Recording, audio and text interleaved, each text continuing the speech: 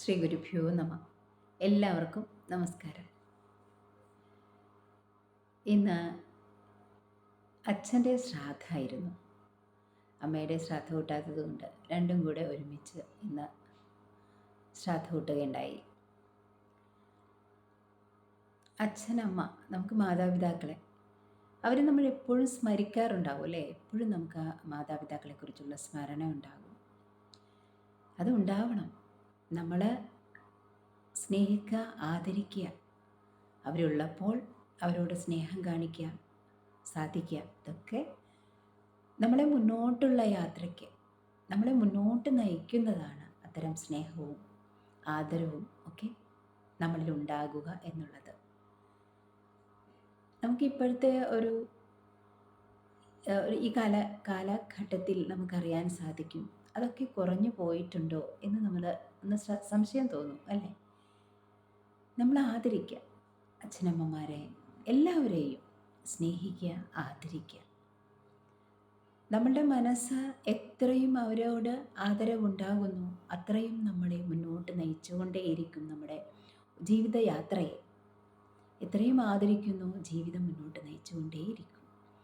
അപ്പോൾ ഇത് മനസ്സിലാക്കാൻ നമുക്ക് സാധിക്കുന്നത് നമ്മളൊരു കുറച്ചും കൂടി മുതിരുമ്പോഴാണ്, കുറച്ചും കൂടെ നമ്മുടെ പ്രായമേകുമ്പോഴാണ്. ചെറുപ്പത്തിൽ നമുക്കിതൊന്നും മനസ്സിലാവില്ല.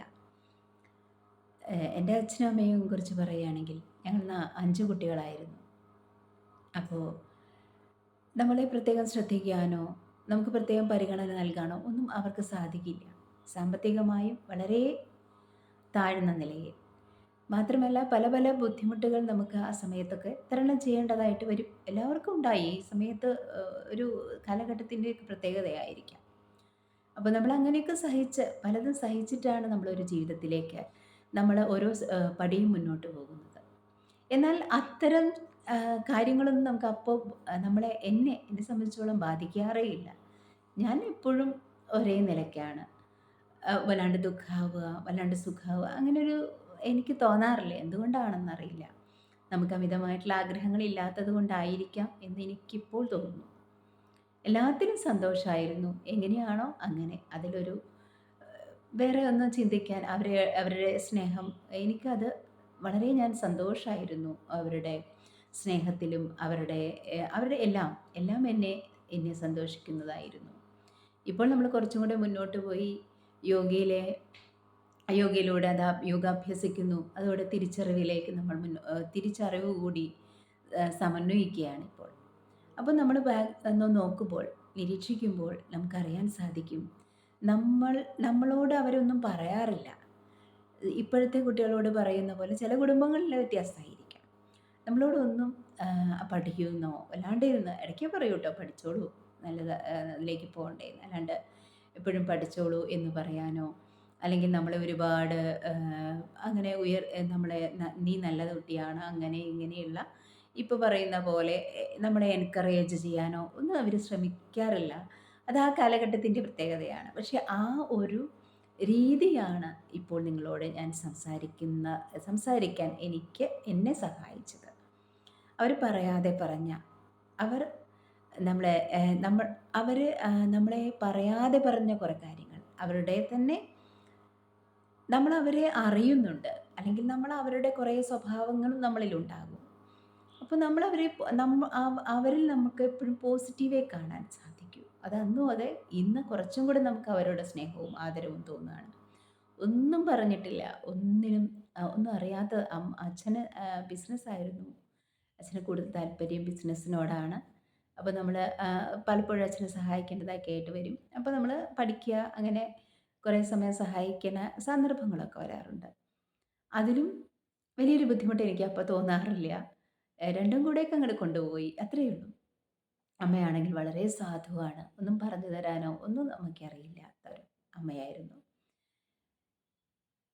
എന്നാൽ ഞാൻ മനസ്സിലാക്കുന്നത്, നമ്മളെ അവനവനെ ഇങ്ങനെ മുന്നോട്ട് നയിക്കുന്നൊരു ശക്തി, നമ്മിൽ തന്നെ ഒരു ശക്തിയുണ്ട്. ആ ശക്തിയാൽ നമുക്ക് വേണ്ടതുപോലെ, വേണ്ടിടത്ത്, വേണ്ട സമയത്ത് പറയാനും ചിന്തിക്കാനും ഒക്കെ സാധിക്കും. അത് നമ്മുടെ കർമ്മഫലമാണ്. നമ്മുടെ കർമ്മങ്ങളാണ് ഇവിടെ അനുഭവിക്കുന്നത്. മുൻജന്മ കർമ്മങ്ങളുടെ പാകമെത്തിയ ഫലങ്ങളാണ് ഇവിടെ അനുഭവിക്കുന്നത്. അപ്പോൾ നമ്മളെപ്പോഴും ആദരിക്കുക നമ്മുടെ അമ്മയെയും അച്ഛനെയും സഹോദരങ്ങളെയും എല്ലാവരെയും. ഈ സ്നേഹവും ആദരവുമാണ് നമ്മളെ എപ്പോഴും മുന്നോട്ട് നയിക്കുന്നത്.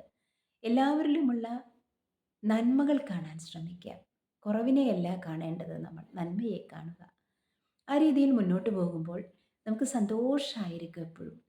എല്ലാവരും ആഗ്രഹിക്കുന്നത് സന്തോഷമാണ്. ഈ സന്തോഷമാണ് നമ്മൾ തേടുന്നത്.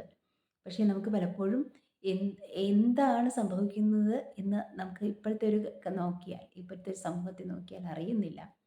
എല്ലാം ഉണ്ടായിട്ടും ഒന്നുമില്ലാത്ത അവസ്ഥയിലേക്ക് പോയിക്കൊണ്ടിരിക്കുകയാണ്. അപ്പോൾ ഇനിയും നമ്മൾ വൈകിയിട്ടില്ല. നന്നായി അഭ്യസിക്കുക. അപ്പോൾ ശരീരത്തിൻ്റെ മാലിന്യം പോകും, മനസ്സിലെ മാലിന്യങ്ങൾ പോയിക്കോളും.